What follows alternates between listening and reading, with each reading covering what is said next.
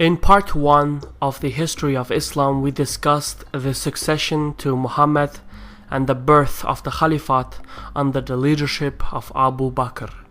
The formation of the Caliphate was not an easy one, and the newly elected Caliph faced a secessionist rebellion throughout Arabia. He overcame the rebellion, but his reign lasted only for 2 years. But before Abu Bakr's death, he nominated his trusted military advisor, Umar, as a candidate for the Caliph. The Ummah and the Council of Elders were stunned because Abu Bakr and Umar could not be more different. Abu Bakr was the wise and modest grandfather type. He dressed simple and he lived simple. He accumulated no wealth and made every decision together with a council of elders. As the Caliph, he received only a very small salary. In fact, Abu Bakr continued his trading business just to get by. Sometimes he even milked the cows of the neighbors for extra cash. For all his modesty and humility, he was greatly respected.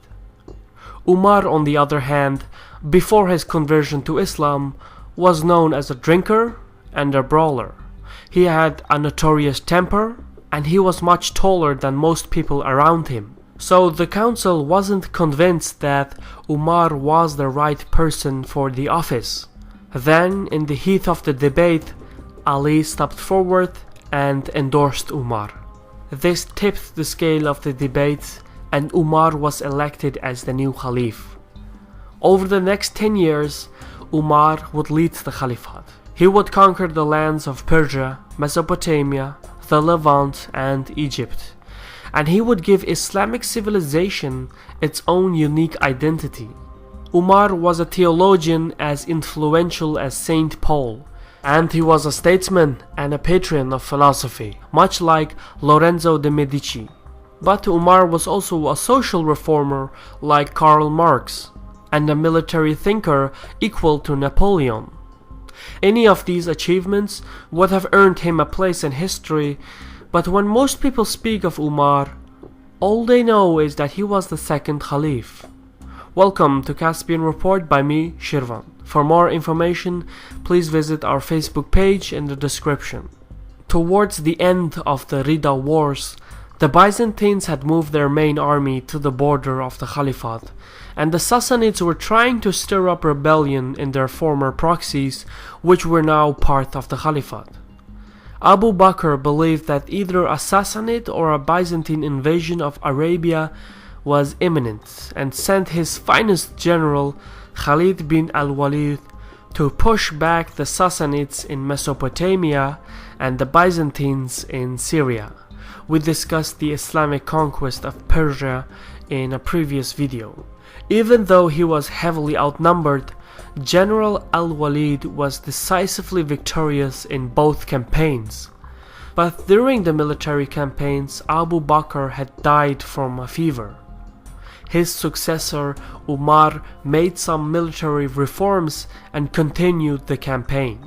Then, in the month of September in the year 634, Caliph Umar received news from General al-Walid. The siege of the Byzantine city of Damascus was over. The Caliphate was victorious. From that moment onwards, the Byzantines were on the defensive and the Muslims were on the offensive. The situation could not be more different with the Sassanids.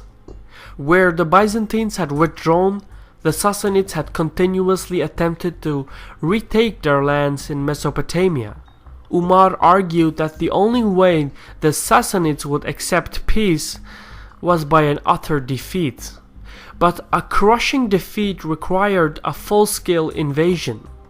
The conquest of Mesopotamia and Syria could be justified as a preemptive strike or a response to a provocation. But the invasion of the Persian heartland, a foreign land with a foreign religion and foreign customs, there was nothing in the Quran that could justify such an invasion, and since it was not Islamic, the all-volunteer Muslim armies would have a hard time keeping a high morale. So Umar had to come up with something. He had to find some Islamic reasoning of why the invasion of a foreign land was just. And so he built on a principle his predecessor Abu Bakr worked on earlier during the Rida Wars.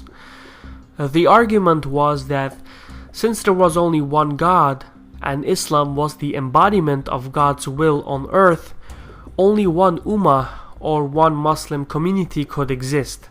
And since the Ummah represented Islam and lived by the words of the Quran, the Ummah was good and peaceful. Anything outside the realm of the Ummah that did not live up to the laws of God was considered evil and chaotic. Although there is no mention of this in the Quran, early Muslim theologians and jurists and philosophers described two realms in this world. There was the Dar al-Islam, the realm of submission to God, and the realm of peace. This was the land of Muslims. Everything else was part of the Dar al-Harb. This was the realm of war.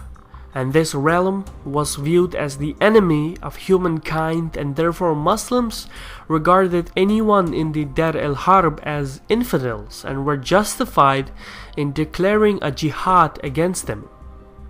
One important thing to understand is that jihad doesn't actually mean war. It means struggle. So you can have an inner jihad to fight your bad habits and urges. But what Umar and the early Muslim scholars did was give the philosophy of jihad a military dimension to justify the invasion of a foreign land, the invasion of Persia.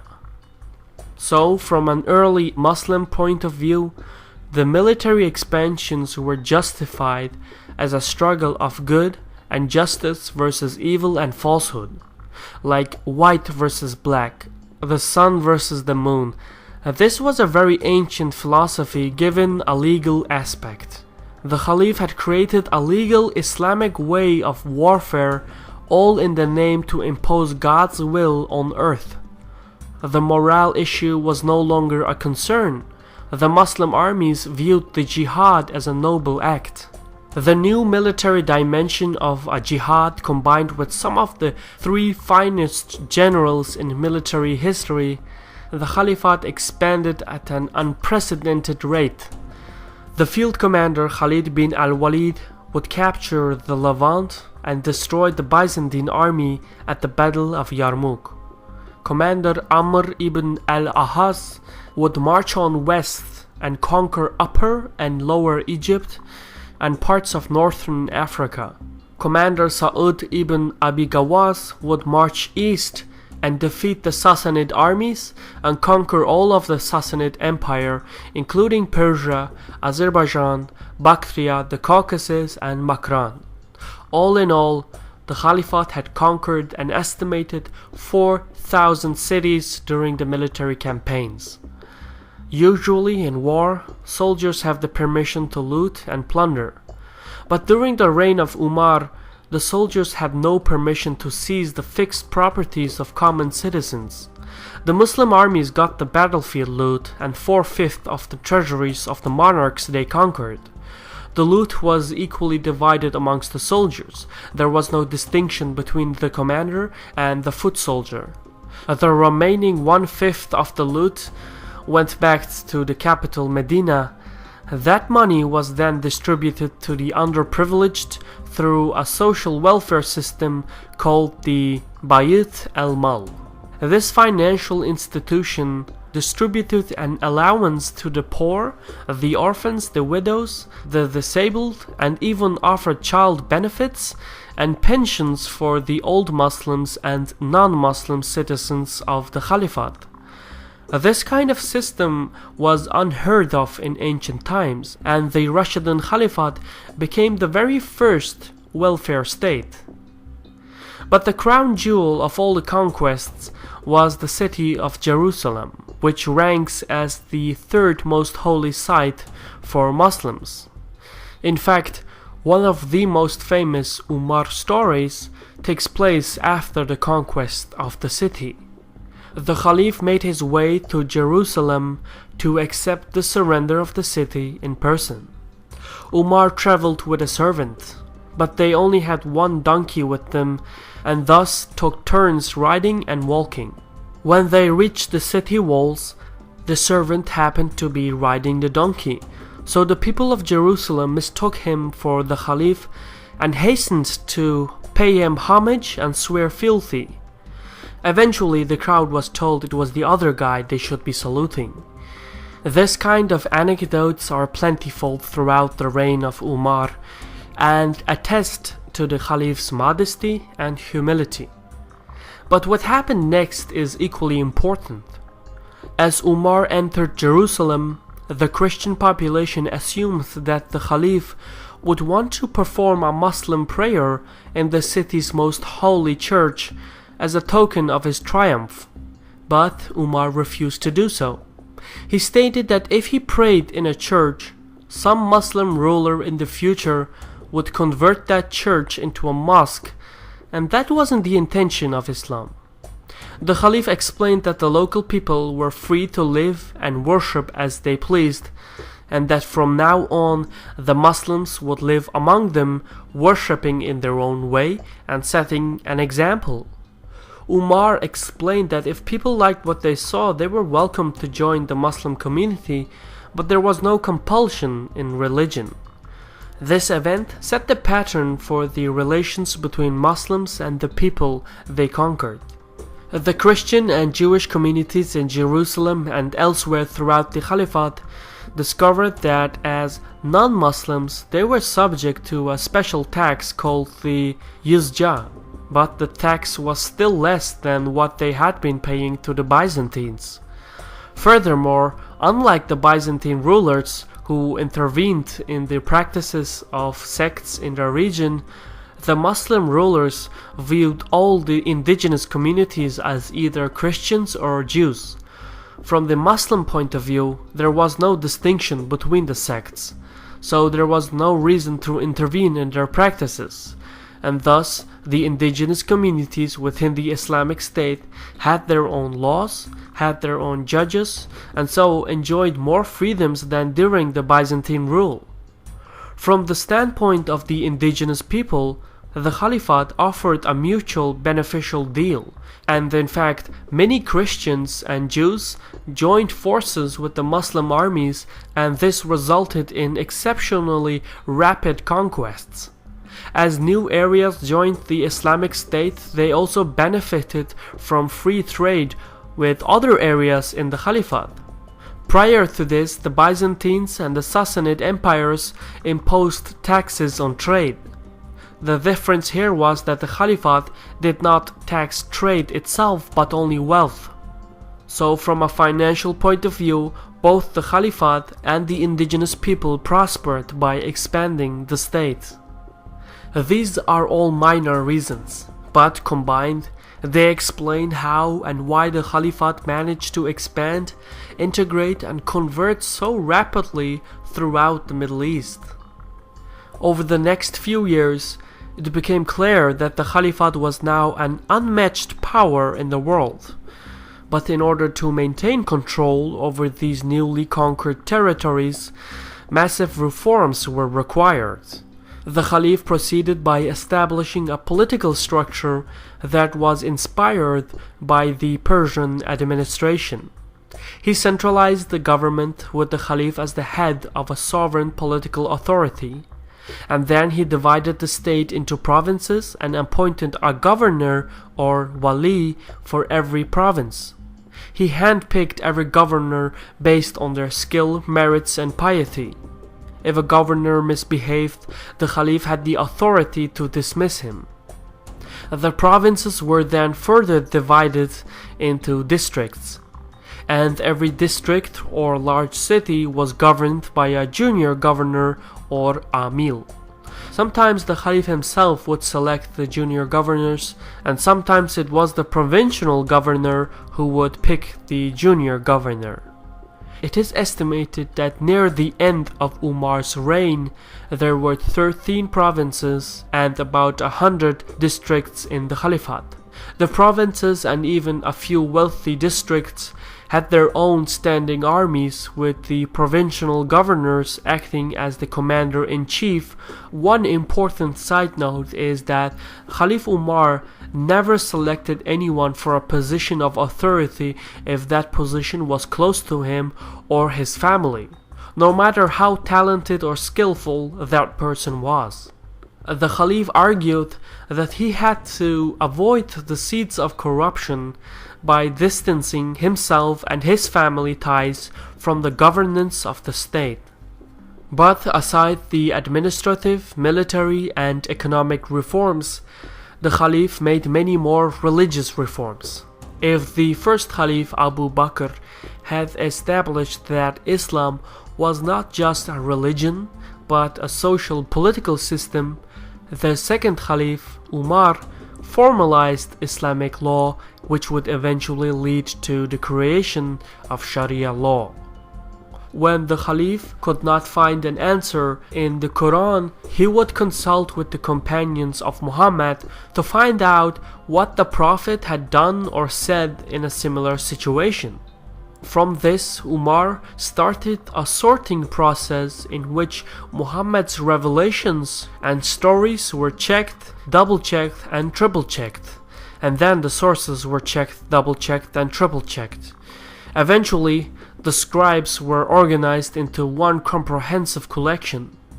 From this practice, a new institution was established with the sole purpose to study the revelations, the stories, and examples of Muhammad. This group of scholars was called the ulama, one of the major social institutions of Islam. The scholars who touched on the subject of Islamic jurisprudence, known as fiqh, would be known as the faqih, which means jurist. From there, the jurists would use the Quran and the Sunnah as major sources for Islamic law. This was fine for a while, but sometimes a question or an issue would surface, one that was not covered by the Quran or the Sunnah, and so the jurists had to find other ways of addressing these questions. The jurists achieved a conclusion through several methods. One is the ijma, which is the consensus of the ulama scholars, and the second is through a qiyas, which is a way of legal analogous thinking. These were the most important methods for a jurist, and they were both continuously used by Caliph Umar. For example, when it turned out that the Quran or the Sunnah made no mention of punishment for adulterers, Caliph Umar and the jurists noticed that the punishment for adultery did appear in the law of Moses, which is punishment by stoning, and so, by the ijma consensus, it was agreed that the same punishment was permissible according to Islamic law. Another example is the punishment for drinking. Once again, the Quran made no mention of punishment for drinking, but Umar argued that a drunk would slander, and since the punishment for slander was the lash, through the qiyas analogy, the punishment of lashing could be applied for drinking as well. To this day, the ijma consensus and qiyas analogy is used by Islamic legal thinking. But since there are many ways of interpreting an analogy, and since consensus changes through time, there are many differences and disagreements amongst Muslims and religious institutions of what is Islamic and what is not. Another significant change that Umar, as the leading jurist, put forth was that he took measures to regulate and separate the roles of men and women. He mandated that men and women should pray separately, thus to avoid any sexual thoughts during the prayer ritual. Later Muslim rulers would form a qiyas analogy on this principle, and from there further separate the roles of women and men based on sexual tensions. This continued for centuries, and it would eventually severely restrict the role of women in the public life. This being said, it doesn't mean that in the times of early Islam, women and men were fully equals by modern standards, but education was compulsory for both boys and girls. Women worked alongside men and took an active part in the public. Women attended lectures and gave sermons. They went to war as relief workers and sometimes even fought side by side with the men. Umar himself would frequently be engaged in heated public debates as equals with women as well as men. But despite all this, Umar planted the seeds that would over the centuries restrict the participation of women in the public life within Muslim cultures. Another practice that regressed over the centuries was slavery. In the 7th century, slavery was an accepted practice, and slavery thrived throughout Arabia. Now the Quran does not ban slavery, but it does set forth restrictions. For one, a Muslim could not be a slave. The slave trade could not result in the breakups of a family, so you could only buy or sell whole families. A master could not abuse or mistreat a slave, and a slave had basic rights as the free folks had. For example, a slave had to eat at the table of the master and eat of the same foods. If these rulings had been carried to the end, slavery might have ended in the Muslim world, but it did not. Instead, over the centuries, Muslim societies regressed in this matter, and the situation of slavery increased and worsened. Umar's own life came to an end when a Sassanid Persian slave drove a knife into his stomach at a mosque. Some sources say that the slave, Piruz Nahavandi, was emotionally disturbed, and some sources say that it was a revenge conspiracy by the Sassanids for the Islamic conquest of Persia. Either way, in his deathbed, Caliph Umar made his final political ruling. He established a committee known as a Shura, whose purpose was to select a new Caliph and seek the approval of the Ummah on the candidacy. A democratic body would once again elect the next Caliph. The choice came down to two people, Ali, who was Muhammad's son-in-law, and Uthman, a wealthy merchant from a powerful family and the companion of Muhammad. An assembly before the public and the Shura was held. Both candidates were asked a key question. If you become Khalif, will you be guided by the Quran, the Sunnah, and the precedents set by Abu Bakr and Umar? Ali said yes to the Quran and yes to the Sunnah, but as for the decisions of Abu Bakr and Umar, Ali answered no. He had a mind of his own, and he would consult his own conscience for the decisions. Uthman, by contrast, answered, yes, I'm not an innovator. And so the Shura declared Uthman as the new Khalif, and the Ummah approved. Ali didn't believe that Uthman was the right person for the office, but unity amongst Muslims was more important than personal achievement for Ali. And so he took the oath of loyalty during that assembly. In the next part of the history of Islam, we will talk about the third Caliph, Uthman, and how he set in motion a series of events that would ultimately lead to the schism between Sunni and Shia Islam. For now, this was a Caspian report by me, Shirwan. If you're looking for more information, please visit our Facebook page, and if you're looking for ways to support Caspian Report, please visit our Patreon page. So for now, thank you for watching, take care, and Sahol.